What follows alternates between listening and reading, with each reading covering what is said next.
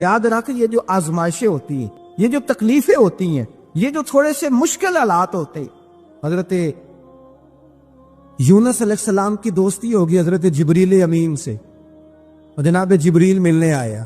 حضرت یونس علیہ السلام فرمانے لگے جبریل میرا دل کرتا ہے مجھے اس بندے کی ملاقات کرا جو اللہ کا سب سے زیادہ عبادت گزار بندہ ہے۔ حضرت جبریل امین لے گئے دور دور فلسطین کے علاقے میں، اور لے جا کر ایک بندے سے ملاقات کرائی جس کی دونوں آنکھیں بھی کوئی نہیں تھی، دونوں بازو بھی کوئی نہیں، دونوں پیر بھی کوئی نہیں، اور اس بندے کی زبان پر لفظ بڑا کیا جاری تھے، یا اللہ تیرا شکر ہے، اے اللہ تیرا شکر ہے، شکر کر رہا تھا۔ حضرت جناب سیدنا یونس علیہ السلام کہنے لگے میں نے تجھے عبادت گزار کو ملانے کو کہا تھا، تو کہاں لے آیا؟ حضرت جبریل کہنے لگے یا یونس، یہ ہر چیز جانے کے باوجود اپنے رب کی رضا پہ راضی ہے۔ اس وقت دنیا میں نبیوں کے بعد جس سے اللہ سب سے زیادہ پیار کر رہا ہے وہ یہی بندہ ہے، یہ اپنے رب کی رضا پہ راضی ہے۔ اے تن میرا کنگی ہووے تے میں زلف سجن دی باوا، تے پوش میرے تی جتی بن جائے تے میں یار دی قدمی آواں، مارو مارو مینو مار مکاؤ کوئی عذر نہ پیش لے آواں، تے جے سونا ہی میرے دکھ وچ راضی، جے سونا ہی میرے دکھ وچ راضی، جے سونا ہی میرے دکھ وچ راضی، تے میں سکھ نو چلے ڈاواں۔ مانا کہ جب اس حال میں راضی ہے تو بس ٹھیک ہو گیا، ٹھیک ہو گیا۔ وصل اچھا ہے نہ فراق اچھا ہے، بس جس حال میں محبوب رکھے وہی حال اچھا ہے، بس جس حال میں انہوں نے رکھا بات ٹھیک ہو گئی۔ اس میں اب انسان شکوہ کرتے پھرے کہ یہ کس طرح ہے وہ کس، اپنے آپ کو مطمئن رکھا ہے۔ مشکل کے بعد جو آسانی حضرت لقمان حکیم، ان کے نام پر قرآن مجید کی پوری سورت ہے۔ حضرت لقمان حکیم علیہ رحمہ آپ اپنے بیٹے کو نصیحت کر رہے تھے، کہنے لگے بیٹا کوئی مشکل آئے تو گھبرانا نہیں، کوئی مشکل آئے تو کرے بیٹوں کو سمجھ آ جائے کہ مشکل آئے تو، سمجھ آ رہی ہے بات کی، مشکل آئے تو۔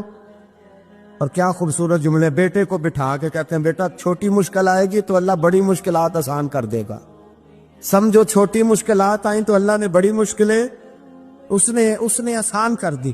اور آپ کو بتاؤں اصل انسان ہوتا ہی وہ ہے جو مشکلوں میں جینے کا ڈھب سیکھ جاتا ہے، وہ بن جاتا ہے، جو کرب کے حالات میں جینے کا سلیقہ سی۔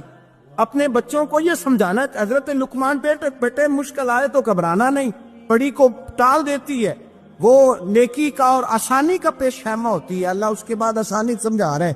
کچھ دنوں کے بعد کہنے لگے آؤ فلاں اللہ کے نبی کی ملاقات کو چمچ، فلاں نبی علیہ السلام سے ملنے چلتے ہیں۔ اس زمانے میں جو نبی تھے ان سے ملنے چلے گئے، بیٹے کو بات یاد تھی، گھوڑے پہ بیٹھے، امام ابن جوزی نے اس کو لکھا ہے، گھوڑے پہ بیٹھے تھے دونوں کے پاس گھوڑے تھے۔ اب رستہ بہت زیادہ تھا، کھانا ساتھ لے لیا، پانی ساتھ لے لیا، رستہ لمبا تھا، صحرا کا علاقہ تھا۔ جب جانے لگے تو اتنی سخت گرمی ہوئی کہ گھوڑے بھی بے ہوش ہونے لگے، اچانک ایسی گرم لو چلی کہ گھوڑے بھی۔ اب دونوں باپ بیٹا جو تھے وہ بڑی جوش میں تھے کہ جانا ہی جانا ہے، گھوڑے سے اتر کر کے پیدل چلنے لگے۔ اب پیدل چلتے چلتے ذرا آگے گئے تو اب گرمی میں جتنا بندہ پیدل چلتا ہے اتنا پیاس بھی زیادہ لگتی ہے، تو پانی پیتے رہے، کھانا کھاتے رہے، کھانا پانی بھی ختم ہو گیا۔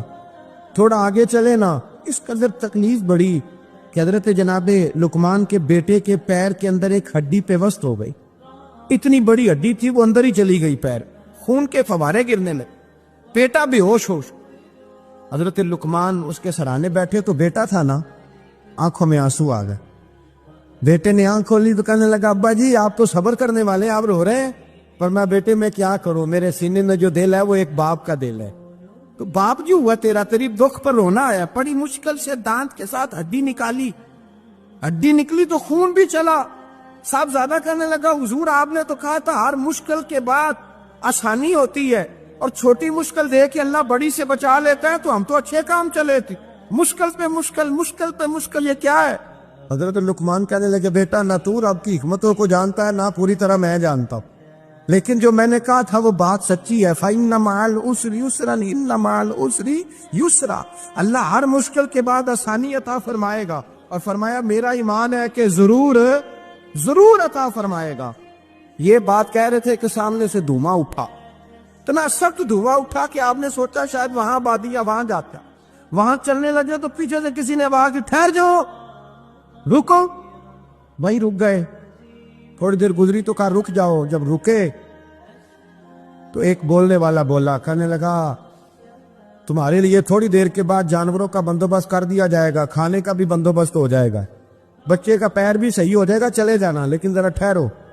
حضرت لقمان کہنے لگے بولنے والے تو کون ہے؟ تو کہنے لگے میں اللہ کا فرشتہ ہوں, میں اللہ کا فرشتہ ہوں. کہا اللہ کے فرشتے اور یہ سارا کچھ کیا ہے؟ تو فرشتہ کہنے لگا اصل بات یہ ہے کہ سامنے بستی پر مجھے عذاب نازل کرنے کا حکم ملا تھا, آپ بڑی تیزی سے آ رہے تھے, میں نے رب سے دعا کی کہ اللہ اس باپ بیٹے کی غلطی کوئی نہیں, مہربانی فرما. رب نے پہلے آپ کو صحرا میں الجھایا, پھر میری دعا کی برکت سے آپ کے گھوڑے ٹھہر گئے, پھر میری دعا کی برکت سے آپ کا پانی ختم ہوا, پھر میری دعا کی برکت سے آپ کے بیٹے کو زخم آیا, پھر میری دعا کی برکت سے سامنے سے دھواں اٹھا. فرمایا یہ جو تمہیں مشکل پہ مشکل آ رہی تھی, یہ تو میرا رب تمہیں عذاب سے بچانا چاہ رہا تھا. یہ جو تمہیں مشکل پر مشکل آ رہی تھی تو میرا مالک تمہیں عذاب سے بچا رہا, تم سمجھ نہیں رہے تھے. حضرت لقمان نے بیٹے کی طرف دیکھا تو بیٹے کہنے لگے ابا جی بات بالکل سچی ہے, افضل الذکر لا الہ الا لا الہ الا, اور پھر پڑھنے لگے حسبنا اللہ و نعم الوکیل نعم المولا و نعم النصیر. یہ ورد ہونے لگا. بھائی جب تجھے مشکل آتی ہے, آزمائش آتی, تو اس وقت سمجھتا ہے پتہ نہیں میرے ساتھ کیا بننے لگا ہے. اللہ تبارک و تعالیٰ چھوٹی مشکل دے کے تجھے بڑی سے محفوظ رکھتا ہے, چھوٹی بیماری دے کے تجھے بڑی سے محفوظ رکھتا ہے. بلکہ میں ایک دفعہ تکلیف میں, ایک آزمائش میں مبتلا ہو گیا, تو میں نے اپنے حضرت سے کہا کہ حضور سارے دکھ کٹے ہی آ گئے, کیا کیا جائے؟ تو آپ فرمانے لگے بڑے خوش نصیب ہو, جوانی میں اللہ نے دکھ دے دیے, بڑھاپے میں آئے تو برداشت نہیں ہوتے. یہ تو بڑے وقت پہ آ گئے, شکر ادا کرنا چاہیے, اس زمانے میں برداشت نہیں ہوتے. اب آسانی ہے, ان کو برداشت کرو, ہمت کرو. میرے بھائی یاد رکھیں, آزمائشیں تکلیفیں آپ کو پڑا کرنے کے لیے آتے ہیں. ہم آزمائش کو برا جانتے ہیں, دکھ کو برا جانتے ہیں. دکھ تو بڑے پیارے ہوتے ہیں, یہ رونے کا سلیقہ سکھاتے ہیں, یہ اللہ کو منانے کا طریقہ سکھاتے ہیں, یہ مسجد میں جانے کا. وہ جو سکھی بندہ ہے نا, سکھی, مجھے ایک صاحب کہنے لگے دو قسم کے لوگ مدینے سے آتے, مدینہ شریف پوچھنے لگے, کہنے لگے حضرت جی دو قسم کے بندے ہیں, کچھ واپس جاتے ہوئے تڑپ رہے ہیں, کچھ تصویریں کھینچ رہے ہیں رخصتی کے وقت, فرق کیا ہے؟ تو میں نے کہا وہ جو تصویریں کھینچ رہا ہے وہ امیر آدمی ہے, اسے پتا ہے کہ میں پھر ٹکٹ لے لوں گا, مہینے کے بعد پھر آ جاؤں گا. اور یہ مدینہ چھوڑتے ہوئے تڑپ رہا ہے, یہ کوئی غریب ہے, یہ کہہ رہا ہے پتہ نہیں دوبارہ موقع ملے کہ نہ ملے. یہ دکھی ہے, یہ آزمائش. دکھی سکھی بندہ تو مکے جا کے نہیں روتا, وہاں بھی کھڑا ہے, ڈٹ کے کھڑا ہے. دکھی کوئی نہیں تو روئے کیسے, روئے کیسے؟ دکھی دی گل دکھی ہی جانے, دکھی دی گل.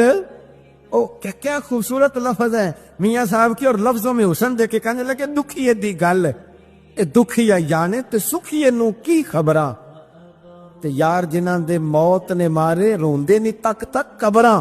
یہ مشکل مرحلہ ہوتا ہے, جب انسان تکلیف پہ ہوتا ہے پھر اسے احساس ہوتا ہے, اور تکلیف والے کو ہی تکلیف والے کی تکلیف کا احساس ہوتا ہے. جب آپ کو اللہ مشکل دیتا ہے تو سمجھ لے رب آسانی دینا چاہ رہا, جب تیز دھوپ آتی ہے تو سمجھ لے اللہ گرم ہوا گزار کے ٹھنڈی بارش برسانا چاہ رہا ہے. اور جب چاروں طرف سے گھٹن ہو, پنجابی میں کہتے ہیں گما لگ جائے, تو پھر سارے بول کے کہتے ہیں اب جو طوفان آئے گا وہ سخت ہی آئے. اس لیے کہ گھٹن جتنی زیادہ ہوتی ہے پھر فضل بھی اتنا. حضرت نوح علیہ السلام کی قوم کو حضرت نوح علیہ السلام نے 1500 سال سمجھایا ہے. 15, کچھ لوگوں نے 950 سال لکھا ہے نا, اعلیٰ حضرت نے لکھا 1500 سال عمر ہوئی حضرت نوح علیہ السلام. اللہ تعالیٰ بندے کو جلدی سزا نہیں دیتا, بلکہ قرآن مجید میں ایک جگہ رب کریم اس طرح بھی فرماتا ہے کہ جب بندے مجھے بھول جاتے ہیں تو میں ان کے لیے نعمتوں کے دروازے کھول دیتا ہوں. بندہ سمجھتا ہے کہ میں کچھ تو ہے نا کہ میرے اندر, کہ میں جدھر جاتا ہوں خیر ہی خیر ہو جاتی ہے. وہ سمجھتا ہے کہ میری عقل ہے, حالانکہ اللہ اسے ڈھیل دیتا ہے. اللہ اسے ڈھیل دیتا ہے. گناہوں کی سزا کے 3 طریقے. ایک ہے متنبع کرنا, تنبیہ کرتا ہے اللہ, بندہ متنبع ہو جاتا ہے, یہ اللہ کا بہت بڑا احسان ہوتا ہے. ایک ہوتا ہے مہلت دینا, اور ایک تیسرا ہوتا ہے اللہ خفیہ تدبیر کرتا ہے. تھوڑا سا سمجھیے گا, انسان پر کوئی آزمائش آئی, فوراً اس کی چھٹی اس نے کہا کہ وہ فلاں جگہ غلطی کی تھی تب ایسا ہوا ہے. ہوتا ہے نا کئی دفعہ آواز آتی ہے نا اندر سے، چلے بول دے کچھ نہیں ہوتا آپ کو. اللہ جانتا ہے یہاں کوئی کچھ نہیں کہے گا آپ کو، اور ہماری تو ویڈیو بھی نہیں گھومتی، یعنی خبر بھی نہیں ہو کہ کس نے ہاں کر دی کس نے نہ کر دی. آپ بغیر ٹینشن کے بات چیت کریں، آج کچھ نہیں ہوتا ہے انشاءاللہ تعالی. آتی ہے اندر سے آواز. میں آپ سے اس لیے ان چیزوں کی تصدیق کراتا ہوں کہ باقیوں کو بھی آتی ہے کہ نہیں، اس لیے تصدیق. کبھی کوئی کسی جگہ انسان پریشان ہوتا ہے تو محسوس کرتا ہے کہ وہاں مجھ سے ہوتا ہے نا جی، جس کو یہ نصیب ہو جائے بڑا خوش نصیب آدمی ہے. حضرت مولا علی فرماتے ہیں اگر تجھے دنیا میں سزا مل گئی تو بچ گیا ہے، سمجھ پھر اللہ کرم کرے گا، آخرت میں سزا نہیں دے گا. اور یہ یاد رکھ لے، وما اصابکم من مصیبت فبما کسبت ایدیکم ویعفو عن کثیر. اللہ فرماتے ہیں دنیا میں تجھے جو بھی تکلیف پہنچتی ہے وہ تیرے ہاتھوں کے کرتوتوں کی وجہ سے پہنچتی.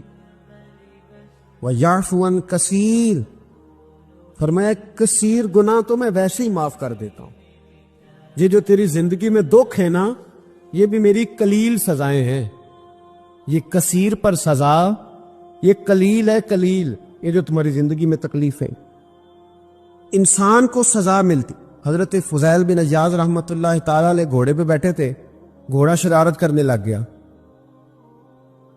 اچھلنے لگ گیا، کودنے لگ گیا. تو حضرت فضیل بن عیاض نیچے اترے، ایک کونے میں جا کے نماز کی نیت باندھ لی، 2 رکعت نماز پڑھی، پھر دیر تک استغفار پڑھتے رہے، روتے رہے، دعا کرتے رہے. واپس آئے، خادم عرض کرنے لگے حضور سمجھ نہیں آئی، گھوڑے نے تھوڑی سی شرارت کی، وہ بدکا ہے، آپ نے اس کو چھوڑا ہے اور چھوڑ کر کے آپ نماز میں لگ گئے. تو حضرت فضیل بن عیاض فرمانے لگے جب بندہ اللہ کی نافرمانی کرتا ہے نا تو جو چیزیں اس کی فرما بردار ہوتی ہیں وہ اس کی نافرمانی کرنے لگ جاتی.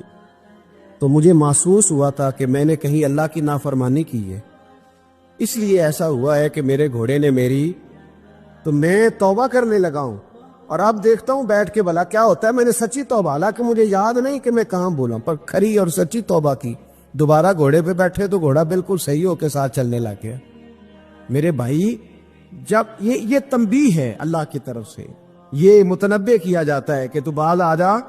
بہت ساری جگہوں پہ انسان کو وقتی طور پر اگر سزا مل جائے، نبی پاک علیہ السلام کی خدمت میں ایک صحابی آئے، بات مضبوط کر دو، واقعہ سنایا ہے نا، تو کچھ لوگ سمجھتے ہیں کہ یہ واقعہ ہے. تو میں ایک حدیث پاک امام بہقی کی لکھی ہوئی عرض کرتا ہوں. نبی پاک علیہ السلام کے ایک صحابی آئے اور ان کا سر پھٹا ہوا تھا، خون بہ رہا تھا. سرکار نے فرمایا کیا ہوا؟ عرض کی حضور ایک عورت جا رہی تھی، میری نظر پڑی، ابھی نظر پڑی ہے کہ میرے آگے ستون آ گیا تو میرے سر پہ لگ گیا. نبی پاک صلی اللہ علیہ وسلم نے فرمایا تیرے لیے خوشخبری ہے، اگر دنیا میں تیری غلطی کی تجھے سزا ملی ہے تو پھر رب تجھے قیامت میں سزا نہیں دے گا. پھر اللہ قیامت میں سزا، بعض گناہ ایسے ہیں جن کی یہاں بھی سزا ملے گی اور وہاں بھی ملے، لیکن میرے بھائی پہلی بات یہ ہے کہ اللہ تعالیٰ اس غلطی کی یہی سزا دے لے.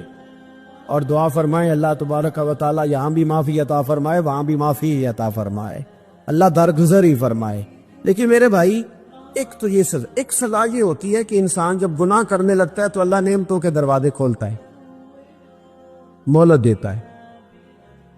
500 سال تک فرعون کو مہلت دی. کتنے؟ یہاں جو 5 سال حکومت کر لیتا ہے وہ کہتا ہے سب سے قابل میں ہی ہوں، مجھے مہلت جو ملی ہوئی ہے. 500 سال مہلت دی اللہ تعالیٰ نے. اور فرعون کی قوم پر پتہ عذاب کس طرح کے آئے تھے؟ ٹڈیاں مسلط کر دی اللہ نے. یہ بھومتی نہیں چھوٹی سی، ہم اپنی زبان میں اس کو کچھ لوگ مختلف ناموں سے یاد کرتے ہیں، کوئی مکڑی کہتا ہے، کوئی کچھ کہتا ہے. مسلط کر دی، جاتی نہیں. ان پر بنی اسرائیل کے ان مقابل جو فرعون کی قوم تھی ان پر الزام اس طرح کا عذاب آیا کہ مینڈک مسلط کر دی اللہ تعالیٰ.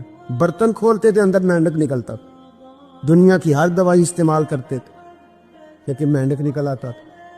تھوڑا سا سمجھا کریں چیزوں کو. ہمارے رنگ نہیں زیادہ گورے کہ ہم پر عذاب نہیں آتا. کوئی بہت زیادہ اللہ تعالیٰ معاف فرمائے دولت نہیں جمع کرا بیٹھے شاہی خزانے میں کہ ہم سے پوچھا نہیں جائے. یہ مہلت ہے، مہلت کو مہلت سمجھو. جب پکڑ آتی ہے نا اللہ کریم کی، میں نے دیکھا ہے کروڑوں روپیہ 6 اولاد